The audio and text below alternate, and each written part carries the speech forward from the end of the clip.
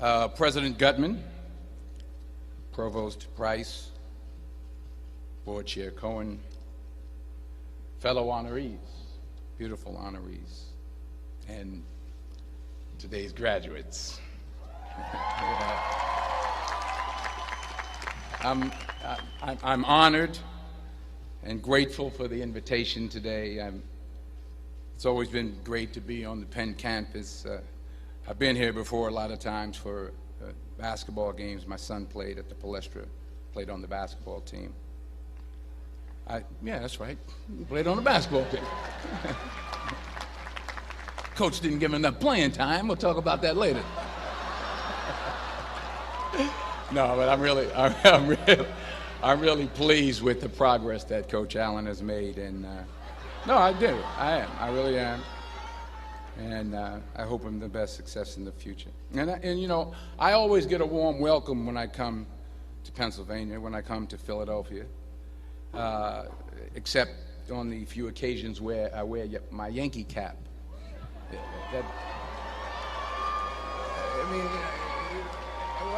What's wrong with that?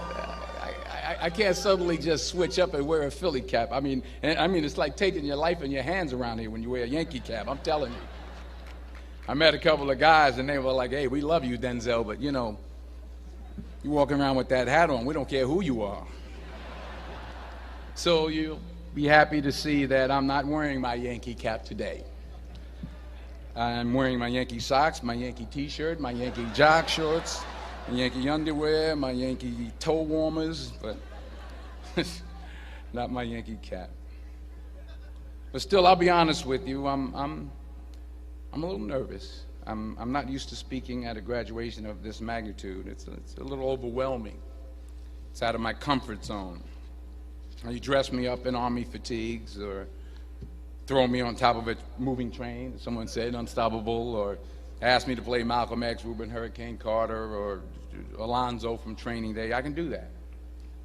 But a commencement speech, it's a very serious affair, and it's a very different ball game. There are literally thousands and thousands of people here. And for those who say, well, you're a movie star, millions of people watch you and watch you speak all the time, well, that's true. That's technically true. But I'm not actually in the theater watching them watching me. I think that makes sense. I mean, I'm not there when they call for a fidget around or pull out their iPhones or text their boyfriend or scratch their behinds or whatever it is they're doing in the movie theater. But from up here, I can see every single one of you. And that makes me uncomfortable. So please, don't pull out your iPhones and don't text your boyfriend until after I'm done. Please. If you have to scratch your behind, I mean, I understand. Go ahead. I was thinking about this speech, what I should say. I figured the best way to keep your attention would be to talk about something, you know, really like juicy Hollywood stuff. Like, I thought I could talk about me and Russell Crowe getting in arguments on the set of American Gangster, or but I said, no, you're a group of high-minded intellectuals, you're not interested in that. Or maybe not. I thought about a private moment I had backstage with Angelina Jolie in a dressing room after the Oscars. But I said, no, I don't think so. This is an Ivy League school, and I mean, Angelina Jolie half naked in a dressing room. Who wants to hear about that? No one. This is Penn. That stuff would never go over well over here. Maybe at Drexel, but not over here.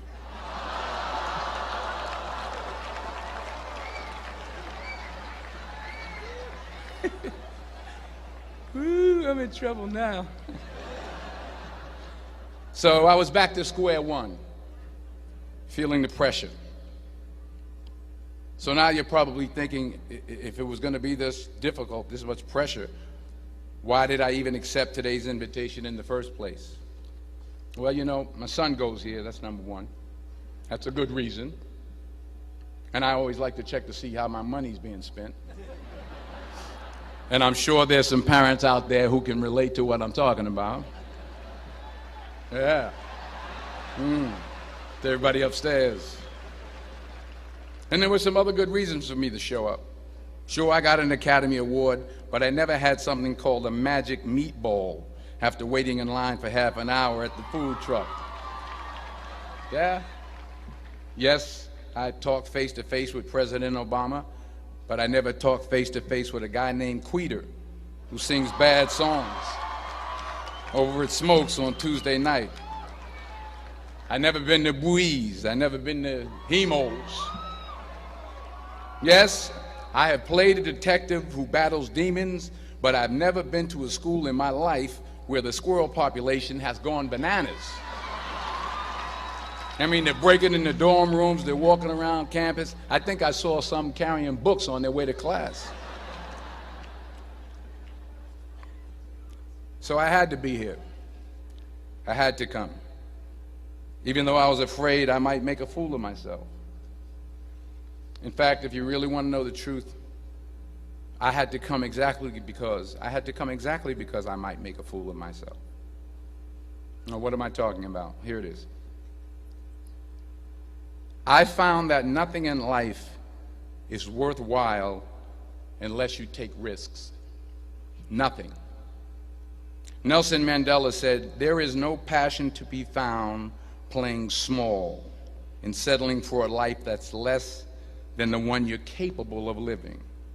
Now, I'm sure in your experiences in school and applying to college and picking your major and deciding what you want to do with life, I'm sure people have told you to make sure you have something to fall back on. Make sure you got something to fall back on, honey. But I never understood that concept, having something to fall back on. If I'm going to fall, I don't want to fall back on anything except my faith. I want to fall forward. I figure at least this way I'll see what I'm going to hit. Fall forward. This is what I mean. Reggie Jackson struck out 2,600 times in his career, the most in the history of baseball. But you don't hear about the strikeouts. People remember the home runs. Fall forward. Thomas Edison conducted 1,000 failed experiments. Did you know that? I didn't know that. Because the 1,001st was the light bulb. Fall forward.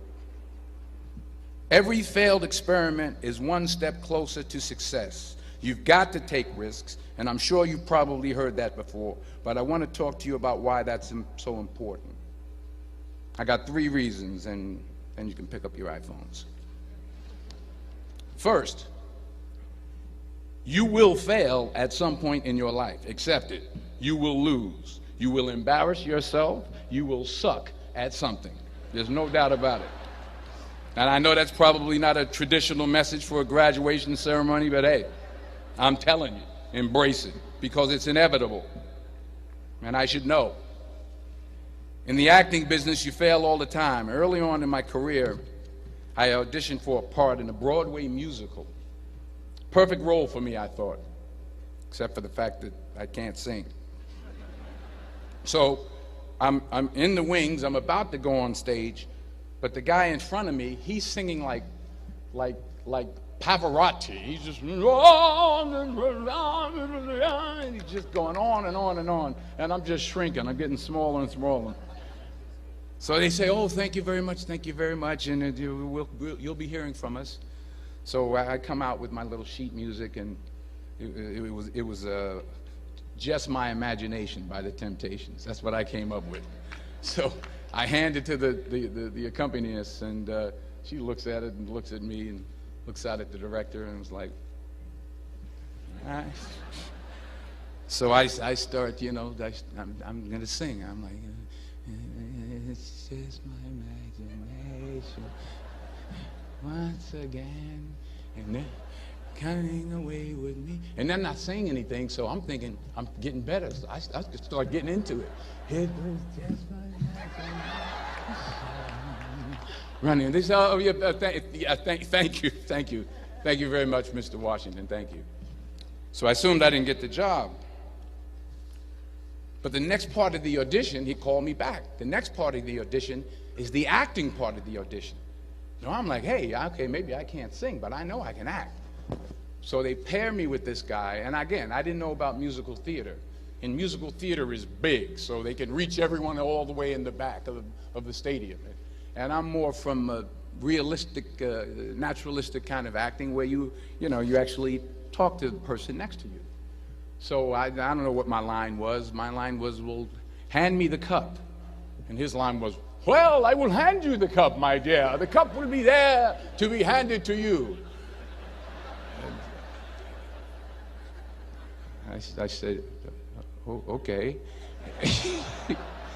Well, should I give you the cup back? Oh, yes, you should give it back to me because you know that is my cup and it should be given back to me. I didn't get the job. But here's the thing.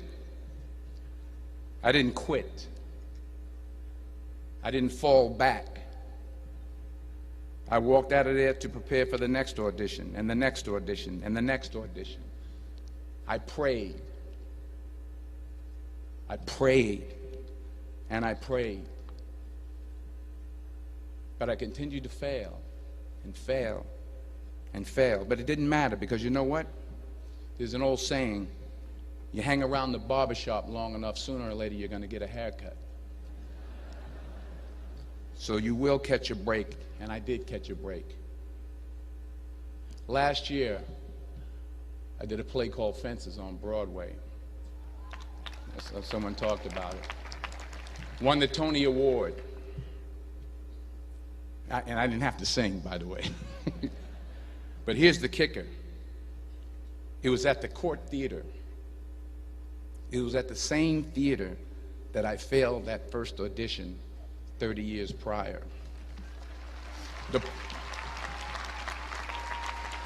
The point is, and I'll pick up the pace, the point is every graduate here today has the training and the talent to succeed. But do you have the guts to fail? Here's my second point about failure. If you don't fail, you're not even trying. I'll say it again. If you don't fail, you're not even trying. My wife told me this great expression. To get something you never had, you have to do something you never did. Les Brown's a motivational speaker. He made an analogy about this. He says, imagine you're on your deathbed, and standing around your deathbed are the ghosts representing your unfulfilled potential. The ghost of the ideas you never acted on. The ghost of the talents you didn't use. And they're standing around your bed, angry, disappointed, and upset. They say, we came to you because you could have brought us to life, they say. And now we have to go to the grave together. So I ask you today, how many ghosts are going to be around your bed when your time comes? You've invested a lot in your education, and people have invested in you. And let me tell you, the world needs your talents. Man, does it ever. I just got back from Africa like 2 days ago, so if I'm rambling on, it's because I'm jet lagged. I just got back from South Africa. It's a beautiful country, but there are places there with terrible poverty that need help. And Africa is just the tip of the iceberg. The Middle East needs your help. Japan needs your help. Alabama needs your help. Tennessee needs your help. Louisiana needs your help. Philadelphia needs your help. The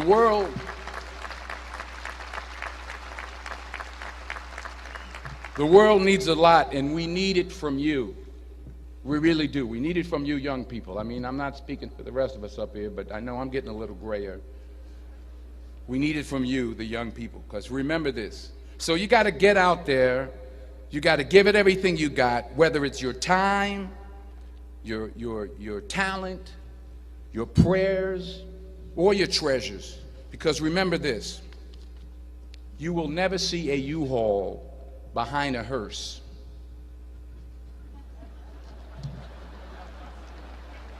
I'll say it again. You will never see a U-Haul behind a hearse. You can't take it with you. The Egyptians tried it, and all they got was robbed. So the question is, What are you going to do with what you have? I'm not talking about how much you have. Some of you are business majors. Some of you are theologians, nurses, sociologists. Some of you have money. Some of you have patience. Some of you have kindness. Some of you have love. Some of you have the gift of long suffering. Whatever it is, whatever your gift is, what are you going to do with what you have? All right, now here's my last point about failure. Sometimes it's the best way to figure out where you're going. Your life will never be a straight path. I began at Fordham University as a pre-med student. I took a course called cardiac morphogenesis. I still can't say it. Cardiac morphogenesis. I couldn't read it. I couldn't say it. I sure couldn't pass it. So then I decided to go into pre-law, then journalism. And with no academic focus, my grades took off in their own direction. Yeah, down. I was a 1.8 GPA one semester, and the university very politely suggested that it might be better to take some time off. I was 20 years old. I was at my lowest point. And then one day, and I remember the exact day, March 27th, 1975, I was helping my mother in her beauty shop. My mother owned a beauty shop up in Mount Vernon. And there was this older woman who was considered one of the elders in the town. And I didn't know her personally, but I was looking in the mirror, and every time I looked at the mirror, I could see her behind me, and she was staring at me.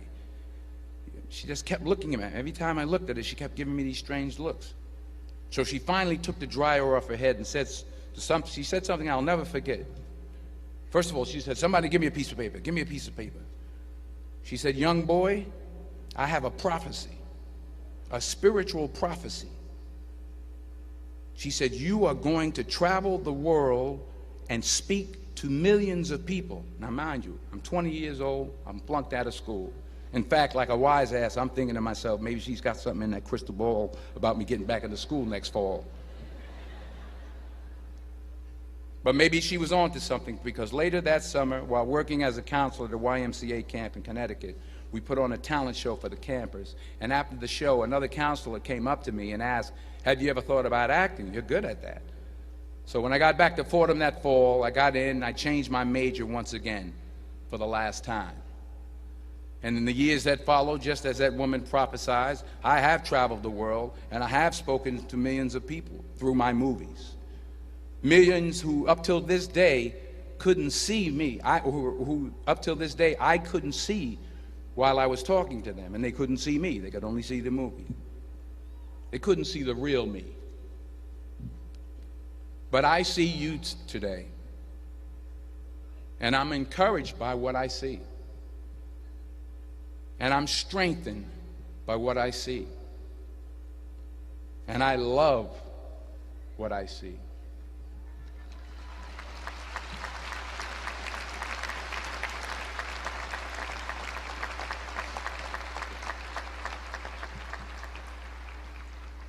One more page, and I'll shut up. Let me conclude with this one final point, and actually the president kind of brought it up. It has to do with the movie Philadelphia. She stole my material.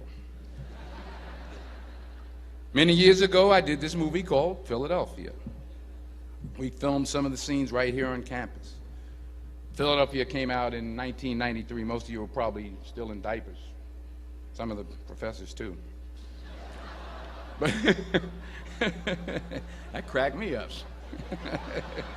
But it was a good movie. Rent it on, Netflix. It's a good movie. Rent it. I get 23 cents every time you rent it. Please, rent it. True. Parents up there, rent it. Netflix, please. Tell your friends, too. It's about a man played by Tom Hanks who's fired from his law firm because he has AIDS. He wants to sue the firm, but no one's willing to represent him until a homophobic ambulance chaser lawyer, played by yours truly, takes on the case. In a way, if you watch the movie, you'll see everything I'm talking about today. You'll see what I mean about taking risk or being willing to fail. Because taking risk is not just about going for a job. It's also about knowing what you know and what you don't know. It's about being open to people and to ideas. In the course of the film, the character I play begins to take small steps, small risks. He very, very, very slowly begins to overcome his fears. And I feel ultimately his heart becomes flooded with love. And I can't think of a better message as we send you off today. To not only take risks, but to be open to life, to accept new views, and to be open to new opinions, to be willing to speak at a commencement at one of the best universities in the country, even though you're scared stiff. While it may be frightening, it will also be rewarding. Because the chances you take, the people you meet, the people you love, the faith that you have, that's what's going to define you. So members of the class of 2011, this is your mission.